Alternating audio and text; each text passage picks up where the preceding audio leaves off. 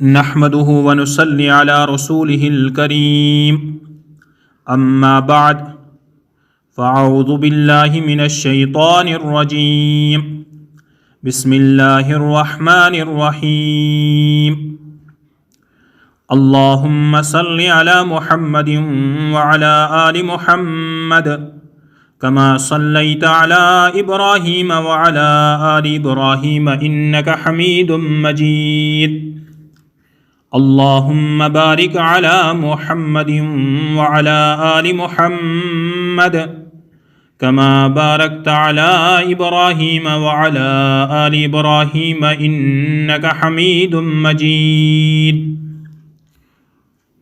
محترم ناظرین و سامعین کرام، السلام علیکم ورحمۃ اللہ وبرکاتہ۔ مجھے امید ہے کہ آپ سبھی حضرات اللہ کے فضل و کرم سے ٹھیک ہوں گے۔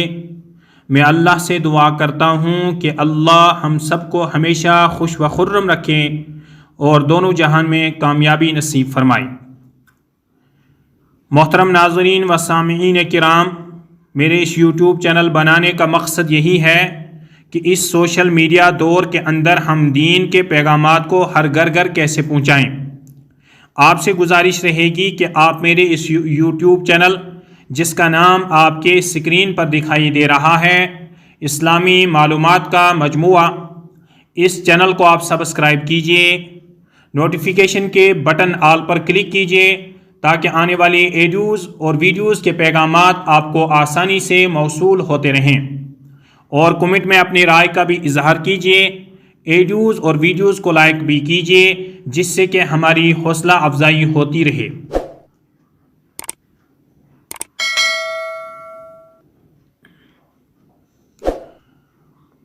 قرآن و حدیث کی روشنی میں پڑوسیوں کے حقوق آپ کی خدمت میں پیش کیے جا رہے ہیں، آپ بغور سماعت فرمائیں۔ اعوذ باللہ من الشیطان الرجیم، بسم اللہ الرحمن الرحیم، واعبدوا اللہ ولا تشرکوا بہ شیئا وبالوالدین احسانا وبذی القربى والیتامی والمساکین والجار ذی القربى والجار الجنب۔ ترجمہ: اللہ ہی کی عبادت کرو اور اس کے ساتھ کسی چیز کو شریک نہ بناؤ، اور ماں باپ اور قرابت والوں اور یتیموں اور محتاجوں اور رشتہ دار ہمسایوں اور اجنبی ہمسایوں کے ساتھ حسن سلوک کرو۔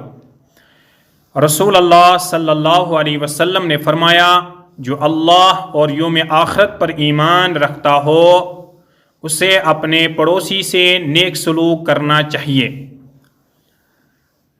اللہ اور اس کے رسول صلی اللہ علیہ وسلم کے فرمان کا مطلب یہ ہے، مومن ہونے کی حیثیت سے تم پڑوسی کا حق یہ ہے کہ جب وہ بیمار پڑے تو عیادت کرو، قرض طلب کرے تو اسے قرض دو، خوشی میں ہو تو مبارکباد دو، مصیبت زدہ ہو تو تسلی دو، اسے سلام میں پہل کرو، بات نرمی سے کرو، اس کے دین و دنیا کی درستگی میں اس کی رہنمائی کرو، اس کے عیوب کی تلاش میں نہ رہو، اس کی لغزشوں سے درگزر کرو، اس کی طرف کوڑا کرکٹ پھینک کر اس کو ایذا نہ دو۔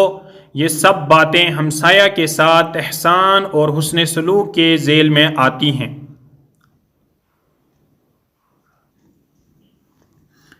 جس کے شر سے پڑوسی مامون نہ ہو وہ مومن نہیں۔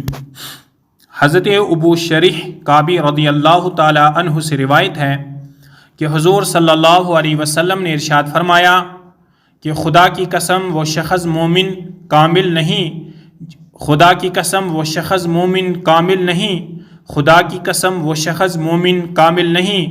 عرض کیا گیا، یا رسول اللہ صلی اللہ علیہ وسلم، ناکام اور برباد ہو گیا یہ شخص کون ہے؟ آپ صلی اللہ علیہ وسلم نے ارشاد فرمایا، وہ شخص جس کے پڑوسی اس کے شر سے مامون و محفوظ نہ ہوں۔